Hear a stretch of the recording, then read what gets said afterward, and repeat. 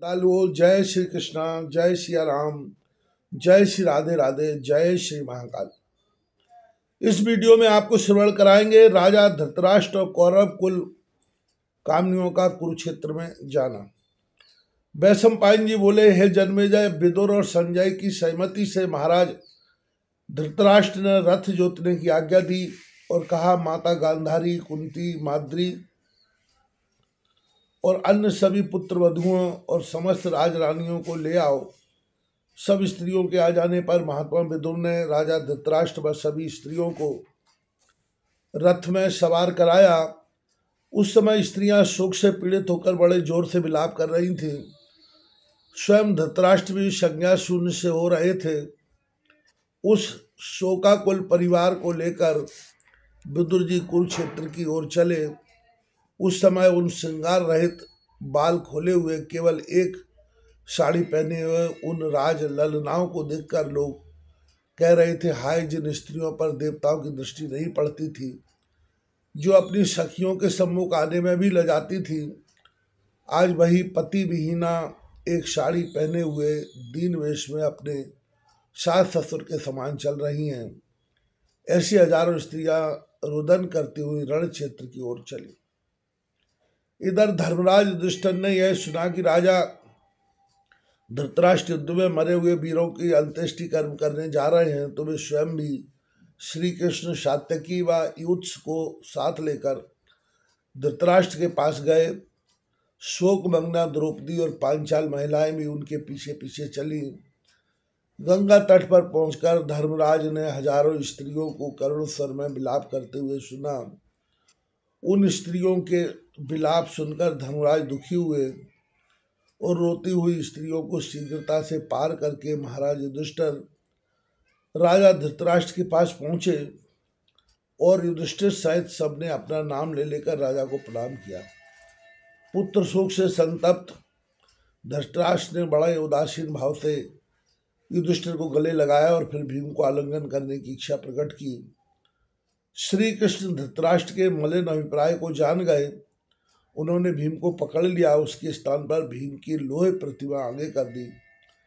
10,000 हाथियों का बल रखने वाले राजा धृतराष्ट्र ने उस प्रतिमा को ही भीम समझकर भुजाओं में भींचकर तोड़ डाला, किंतु थोड़ी देर बाद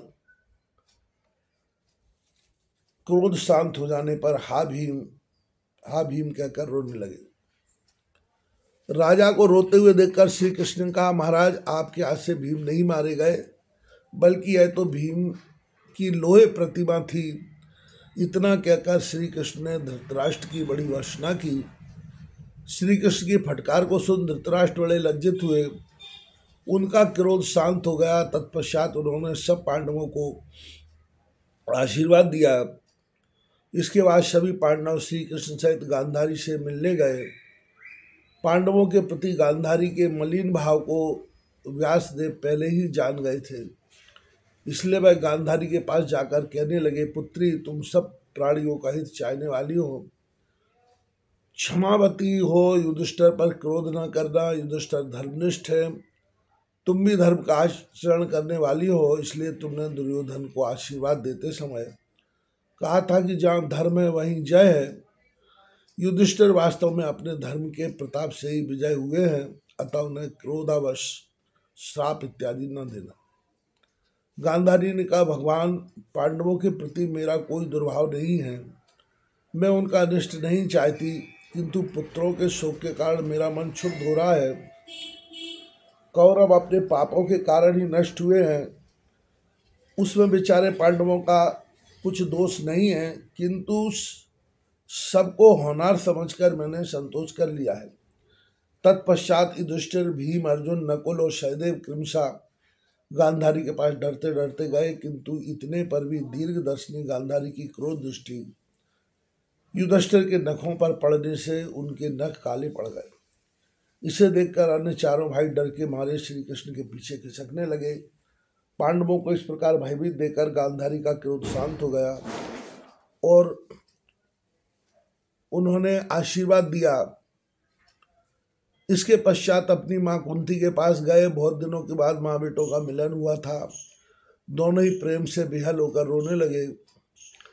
कुंती पांडवों के घायल शरीर पर हाथ फेरने लगी। इसके बाद पुत्र शोक से पीड़ित द्रौपदी की ओर देखा तो उनका हृदय टुकड़े टुकड़े होकर रोने लगा। रोती हुई द्रौपदी को उन्होंने छाती से लगाकर धैर्य बंधाया। फिर कुंती और द्रौपदी अपने पुत्रों को साथ लेकर गांधारी के पास गई। गांधारी ने रोती हुई द्रौपदी से कहा, पुत्री शोक न करो, जैसी तू है वैसी मैं भी हूँ। मुझ पर कैसा दुख पड़ा है, जैसा हमने किया वैसा ही फल हम भोग रहे हैं।